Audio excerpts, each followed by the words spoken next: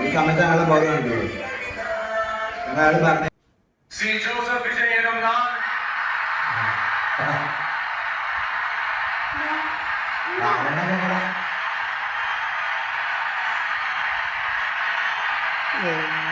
சட்டப்படி அமைக்கப்பெற்ற இந்திய அரசியல் அமைப்பின்பால் உண்மையான நம்பிக்கையும் மாறா பற்றும் கொண்டிருப்பேன் என்றும்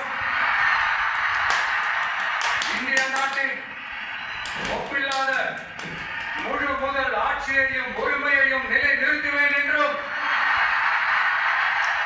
தமிழ்நாட்டு அரசின் முதலமைச்சராக உண்மையாகவும் முழச்சான்றின் படியும் என் கடமைகளை நிறைவேற்றுவேன் என்றும் அரசியல் அமைப்பிற்கும் சட்டத்திற்கும் இணங்க அச்சமும் ஒருதலை சார்பும் இன்றி விருப்பு வெறுப்பை விலக்கி பலதரப்பட்ட மக்கள் அனைவருக்கும் நேர்மையானதை செய்வேன் என்றும்